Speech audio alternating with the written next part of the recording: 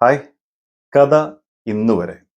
ബിജു മേനോൻ ഉണ്ട് എന്നുള്ളതാണ് എന്നെ ഈ സിനിമ കാണാൻ പ്രേരിപ്പിച്ചിട്ടുള്ളത്. കാരണം ബിജു മേനോൻ സിനിമകൾ അത് ഇപ്പോൾ രക്ഷാധികാരി വൈജുവോ, കരിക്കിൻ വെള്ളമോ തുടങ്ങിയ ഏത് സിനിമകൾ എടുത്തു കഴിഞ്ഞാലും ഒരു 90% സിനിമകളും അദ്ദേഹം വളരെ റിയലിസ്റ്റിക് ആയിട്ട് നമുക്ക് ഫീൽ ചെയ്യാറുണ്ട്. വളരെ നാച്ചുറൽ ആയിട്ടാണ് ചെയ്യുക.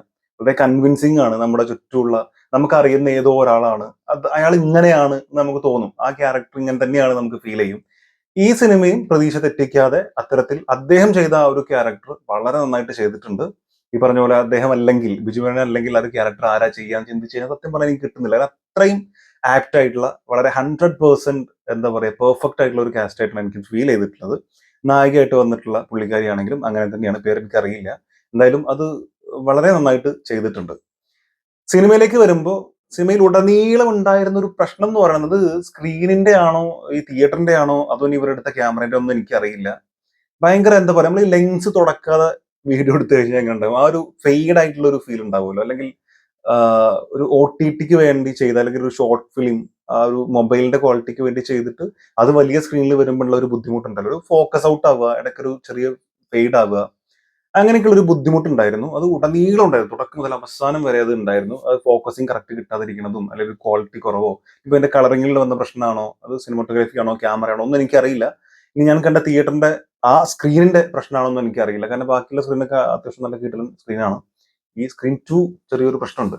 അപ്പൊ അതിന്റെ ആണോന്നും എനിക്കറിയില്ല. എന്തായാലും അത് ഭയങ്കരമായിട്ട് ഒരു പ്രശ്നമായിട്ട് ഫീൽ ചെയ്തു. അതായത് കുറച്ചും കൂടെ കളർഫുൾ ആയി കുറച്ചുകൂടെ ഒരു ക്വാളിറ്റി ഫീൽ ചെയ്തിട്ടുണ്ടെങ്കിൽ ഒരു 4K ക്വാളിറ്റി നമുക്ക് കറക്റ്റ് ആയിട്ട് ഫീൽ ചെയ്തിരുന്നെങ്കിൽ കുറച്ചും കൂടെ നന്നായേനെ എന്നൊരു തോന്നൽ. അത് എന്റെ മാത്രം അഭിപ്രായമാണ്. ഞാൻ അങ്ങനെ പറഞ്ഞു എന്നേ ഉള്ളൂ. നിങ്ങൾ കണ്ട തിയേറ്ററുകളിലൊക്കെ എന്തെങ്കിലും ചേഞ്ച് ഉണ്ടെന്നുണ്ടെങ്കിൽ അത് കമന്റിൽ രേഖപ്പെടുത്താൻ ശ്രമിക്കാം.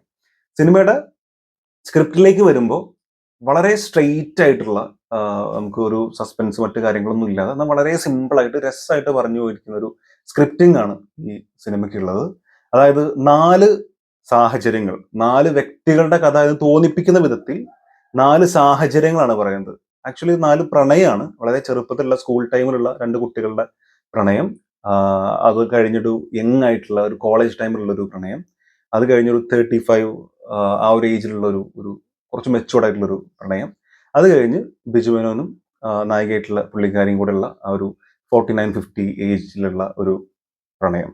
ഇങ്ങനെയാണ് ഈ സിനിമ പോകുന്നത്. ഇങ്ങനെ പ്രണയം പറഞ്ഞു പോകുമ്പോൾ തന്നെ ഓരോ കഥാപാത്രങ്ങളുടെയും ഈ പ്രണയിക്കുന്ന കപ്പിൾസിന്റെ ചുറ്റുപാടും അവരുടെ അച്ഛൻ അമ്മ അവരുടെ ഫാമിലി അവര് ജീവിക്കുന്ന ആ ഒരു സാഹചര്യമായിട്ട് ബന്ധപ്പെട്ടുള്ള പല കാര്യങ്ങൾ അവിടുത്തെ ഇമോഷൻസ് ഇതൊക്കെ പറഞ്ഞു പോകുന്നുണ്ട്. അതൊക്കെ അത്യാവശ്യം നന്നായിട്ട് തന്നെ പറഞ്ഞു പോകുന്നുണ്ട്. ഈ 4 സാഹചര്യങ്ങളിൽ അല്ലെങ്കിൽ ഈ 4 കഥകളിൽ ഞാൻ അങ്ങനെ പറയാനാണ് ആഗ്രഹിക്കുന്നത്. ഇത് 4 വ്യക്തികളുടെ കഥ എന്ന് തോന്നിപ്പിക്കുന്ന രീതിയിലാണ് കഥ അവസാനം വരെ പോയിട്ടുള്ളത്. അപ്പോ ഈ 4 കഥകളിൽ ബിജു മേനോൻ വന്നിട്ടുള്ള ആ ഒരു ഭാഗം തന്നെയാണ് വളരെ രസമായിട്ട് എനിക്ക് ഫീൽ ചെയ്തത്. നല്ല രസമുണ്ടായിരുന്നു.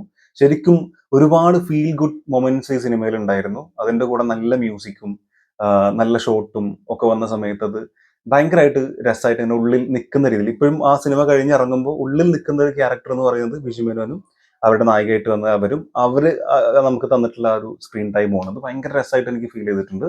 അത് കഴിഞ്ഞാൽ യങ് ആയിട്ടുള്ള സമയത്ത് ചെയ്തിട്ടുള്ള അതായത് നിഖില വിമലൊക്കെ ഉള്ള സമയത്ത് ചെയ്തിട്ടുള്ള ആ സംഭവം അത്യാവശ്യം തിരക്കേടില്ലാതെ രസമായിട്ട് അവർ ചെയ്തിട്ടുണ്ട്. അതല്ലാതെ മറ്റു 2 കഥയും കുഴപ്പമില്ലാത്ത രീതിയിൽ പറഞ്ഞിരുന്നു. പക്ഷെ അതിൽ കുറേ ക്ലീഷേ എലമെന്റ്സ് നമ്മൾ കണ്ട് കണ്ട് മടുത്തിട്ടുള്ള കുറേ സംഭവങ്ങൾ കൊണ്ടുവന്ന് കുത്തി തിരുകിയിട്ട് അവരത് കൊളാക്കി എന്നാണ് എനിക്ക് തോന്നിയത്. അതായത് കഥ ഒരു 85% മൊത്തത്തിൽ സിനിമ വളരെ സ്ട്രെയിറ്റ് ആയിട്ടാണ് പോകുന്നത്. അതായത് നമ്മൾ കാണുന്ന പ്രേക്ഷകന് ഇത് നമുക്കറിയാം ഇതെന്താ സംഭവിക്കുക, അടുത്ത എന്തായിരിക്കും, ഇത് ഇങ്ങനെയാണ് പോകുന്നതൊക്കെ നമുക്കറിയാം. അപ്പൊ ഒരു 85% അത് 2.5 മണിക്കൂറിൽ 2 മണിക്കൂർ നമ്മൾ അങ്ങനെ തന്നെ ഇരുന്നിട്ട് അവസാനത്തെ അരമണിക്കൂറിൽ എന്തെങ്കിലും കൊണ്ടുവരല്ലോ വെച്ചിട്ട് അവർ ചെയ്ത ടെസ്റ്റുകളൊക്കെ സ്ഥിരമായിട്ട് നമ്മൾ എത്രയോ കാലങ്ങളായിട്ട് ചെയ്യുന്ന സംഭവങ്ങളായി. അത് എസ്പെഷ്യലി ഈ പറഞ്ഞിട്ടുള്ള ചെറുപ്പത്തിലുള്ള സ്കൂൾ ടൈമിലുള്ള സംഭവം അതുപോലെ കുറച്ച് മെച്ചൂർഡ് ആയിട്ടുള്ള 35 സമയത്തുള്ള നമ്മുടെ ഹക്കീമൊക്കെ ചെയ്തിട്ടുള്ള ആ ക്യാരക്ടേഴ്സ് ഒക്കെ അടിപൊളിയായിരുന്നു. അനുശ്രീയും ഹക്കീമും ആയിരുന്നു നന്നായിട്ട് ചെയ്തിട്ടുണ്ട്. അവർ വളരെ നന്നായിട്ട് ചെയ്തിട്ടുണ്ട്. ഞാൻ കഥയാണ് പറഞ്ഞത്. സ്ക്രിപ്റ്റ് വൈസ് അത് അവര് ക്ലീഷേ എലമെന്റ്സ് കുറച്ച് ചെയ്തു എന്നുള്ളൊരു തോന്നൽ ഉണ്ടാക്കി. ആ തോന്നൽ അവിടെ നിൽക്കട്ടെ കേട്ടോ. എങ്കിൽ ഞാൻ പറയാം ആ തോന്നലിന് വേറൊരു ഗുണം ഉണ്ടായിട്ടുണ്ട്. അങ്ങനെ സ്ക്രിപ്റ്റിംഗ് ഈ പറഞ്ഞ പോലെ സ്ട്രെയിറ്റ് ആയിട്ടുള്ള രീതിയിൽ തന്നെ പോയിട്ടുണ്ട്. വലിയ കുഴപ്പമില്ല എന്ന് നമുക്ക് പറയാം. ഈ ബിജു മേനോനൊക്കെ ഭയങ്കരമായിട്ട് സ്കോർ ചെയ്തിട്ടുണ്ട്. പിന്നെ മ്യൂസിക്കിലേക്ക് വരികയാണെങ്കിൽ ഒരു ഫീൽ ഗുഡ് മൂവിയാണ് അവർ ഉദ്ദേശിച്ചിരിക്കുന്നത്. അത് തന്നെയാണ് നമുക്ക് കറക്റ്റ് ആയിട്ട് അത് കൺവേ ആവുന്നുണ്ട്. അതിന് ചേർന്നിട്ടുള്ള നമ്മൾ ഒരു പൊതുവെ ഈ ഫീൽ ഗുഡ് മൂവീസിലൊക്കെ കേൾക്കാറുള്ള തരത്തിൽ തന്നെയുള്ള കേട്ടിരിക്കുമ്പോൾ നല്ല രസമുള്ള ആ വിഷ്വലായിട്ട് വളരെ മാച്ച് ആയിട്ട് പോകുന്ന ഭയങ്കര ഒരു ചെറിയ ഫ്ലോയിൽ വരുന്ന ഭയങ്കര ബീറ്റും കാര്യങ്ങളൊന്നും ഇല്ലാതെ ആ ഒരു ഫ്ലോയിൽ ഇങ്ങനെ സുഖമായിട്ട് കേട്ടിരിക്കാൻ പറ്റുന്ന രീതിയിലുള്ള കാതുകൾക്ക് ഇമ്പമുള്ള മ്യൂസിക് എന്ന് പറഞ്ഞാൽ അത്തരത്തിലുള്ള മ്യൂസിക് ആയിരുന്നു. പാട്ടുകളൊന്നും പ്രത്യേകിച്ച് ഓർമ്മയൊന്നും കിട്ടുന്നില്ല. ഒന്ന് രണ്ട് പാട്ടുകളുണ്ട്, അതൊക്കെ രസമായിട്ട് ചെയ്തിട്ടുണ്ട്. നമുക്ക് അങ്ങനെ ഓർത്തിരിക്കാവുന്ന രീതിയിൽ ഭയങ്കര സംഭവമായിട്ടൊന്നും ഫീൽ ചെയ്തിട്ടില്ല.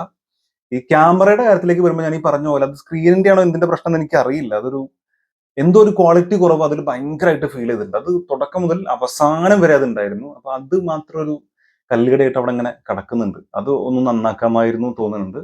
അതല്ലാതെ മറ്റ് അഭിനയിച്ചിട്ടുള്ള കഥാപാത്രങ്ങളിലേക്കൊക്കെ വരികയാണെങ്കിൽ, അഭിനയിച്ചിട്ടുള്ള ആക്ടേഴ്സിലേക്കൊക്കെ വരികയാണെങ്കിൽ അവരൊക്കെ അവർക്ക് കിട്ടിയിട്ടുള്ള ഭാഗങ്ങൾ നന്നായിട്ട് ചെയ്തിട്ടുണ്ട്. അവർക്ക് കിട്ടിയ ടൈം എന്താണോ, ആ ഒരു സ്ക്രീൻ സ്പേസ് എന്താണോ അത് നന്നാക്കാൻ അവർ ശ്രമിച്ചിട്ടുണ്ട്. അവിടെ ഒന്നും ഒരു പ്രശ്നമോ ഒരു നെഗറ്റീവായിട്ടോ ഒന്നും തോന്നണമൊന്നുമില്ല.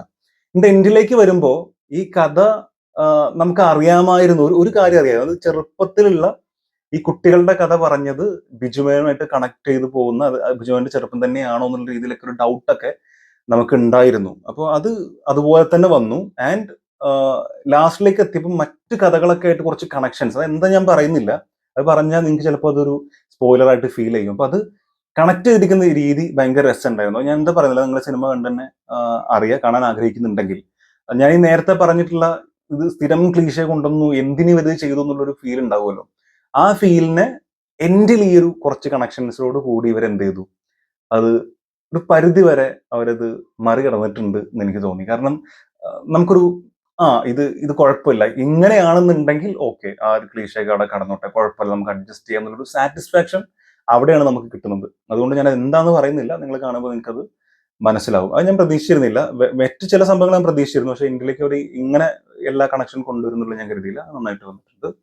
വലിയ സംഭവം ഒന്നുമല്ല കേട്ടോ ഞാൻ പറയുന്നത്, ഒരു ഫീൽ ഗുഡ് മൂവിയാണ്. ആ രീതിയിൽ നമുക്ക് കണ്ടിരിക്കാൻ പറ്റുന്ന ഒരു സിനിമയാണ്. നിങ്ങൾക്ക് സമയം ഉണ്ടെങ്കിൽ ഒരു സിനിമയും കാണാനില്ലെങ്കിൽ ഓക്കെ, എന്നാൽ പിന്നെ ഒരു സിനിമ കണ്ടേക്കെന്ന് വിചാരിച്ച് കാണാവുന്ന ഒരു സിനിമ. ഒരുപാട് വികാരങ്ങളുടെ തള്ളിച്ചൊന്നും ഈ സിനിമയിൽ പ്രതീക്ഷിച്ച് പോകരുത്. എനിക്ക് തോന്നുന്നത് ഇത് ഇത്തരത്തിലൊരു സിനിമയാണ്. അത് വളരെ സ്ട്രൈറ്റ് ആയിട്ട് പോകുന്ന, എന്നാൽ എല്ലാവർക്കും ദഹിക്കുന്നൊന്നാകുമെന്ന് എനിക്ക് തോന്നുന്നില്ല.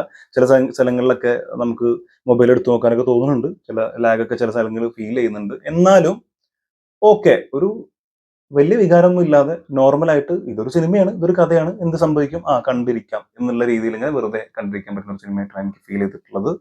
സോ ആ താല്പര്യത്തോടു കൂടി തന്നെ, ആ ഒരു വിചാരത്തോടു കൂടി തന്നെ നിങ്ങൾ സിനിമ കാണാൻ പോവുകയാണെങ്കിൽ നിങ്ങൾക്ക് ഒരു ആവറേജ്, എബോ ആവറേജ് ഫീലൊക്കെ കിട്ടിയേക്കാം. എന്ന് വെച്ച് വളരെ മോശം സിനിമയല്ല, എന്നാൽ ഭയങ്കര സംഭവമായിട്ടുള്ള സിനിമയല്ല. ഈ പറഞ്ഞ പോലെ ഒരു ഫീൽ ഗുഡ് സിനിമയാണ്, സ്ട്രൈറ്റ് ആയിട്ട് പറഞ്ഞിരിക്കുന്ന സിനിമയാണ്. That's all. അങ്ങനെയാണ് എനിക്ക് തോന്നിയിട്ടുള്ളത്. കണ്ടിട്ടുള്ള ആളുകളുണ്ടെങ്കിൽ നിങ്ങളുടെ അഭിപ്രായം എന്താ, നിങ്ങളത് മറക്കാതെ കമന്റ് രേഖപ്പെടുത്താൻ ശ്രമിക്കുക. സോ അതുവരെയായിട്ട് കാണാം. കാണുന്നവരെ